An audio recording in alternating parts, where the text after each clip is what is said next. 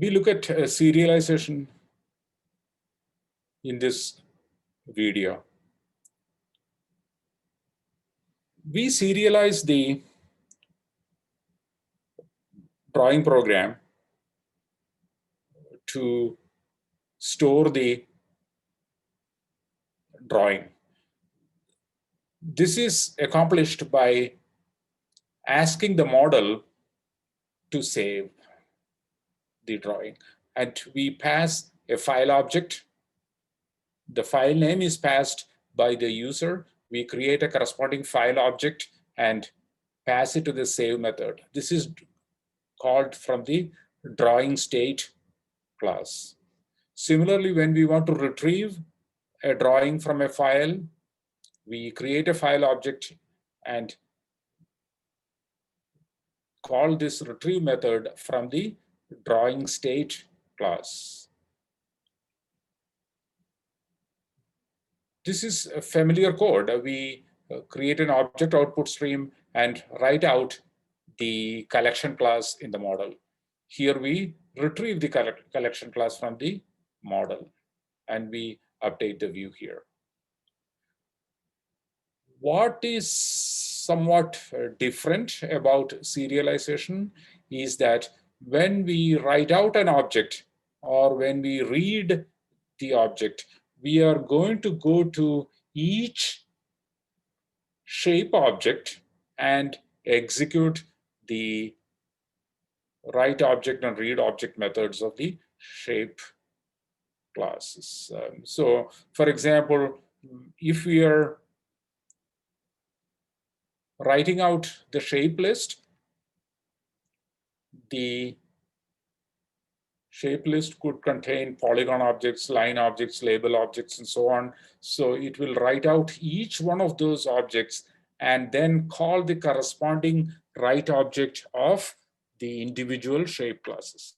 So for example, if you're writing out a polygon object, this method will get called. And what are we doing here? We need to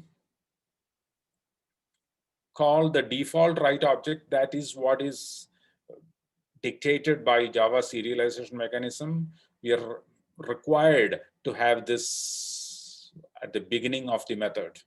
And then we write out whatever we want. What are we doing? Well,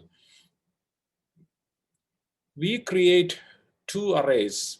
Remember, in the polygon class, we have an array of point 2D objects, and point 2D objects are not serializable.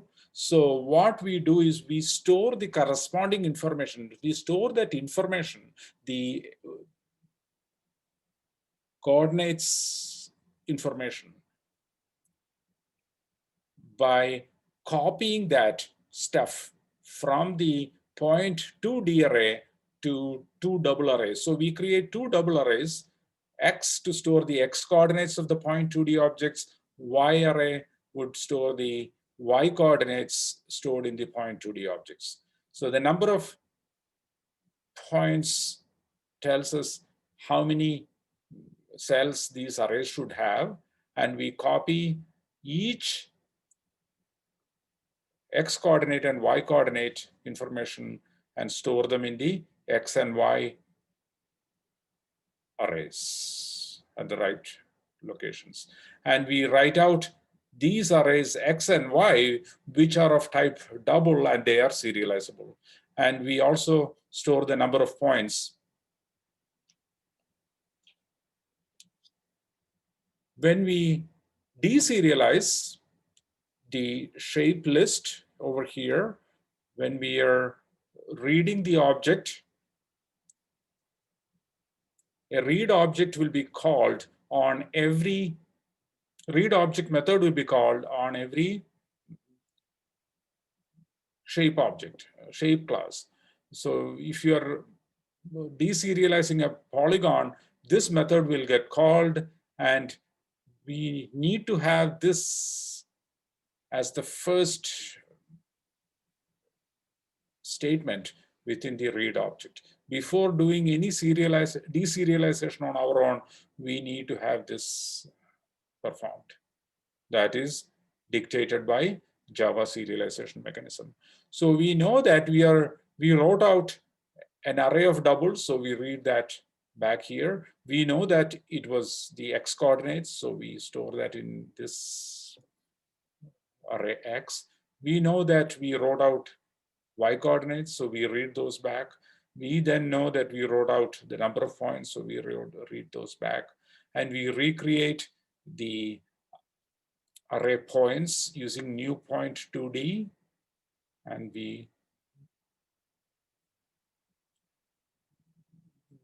end the method over here.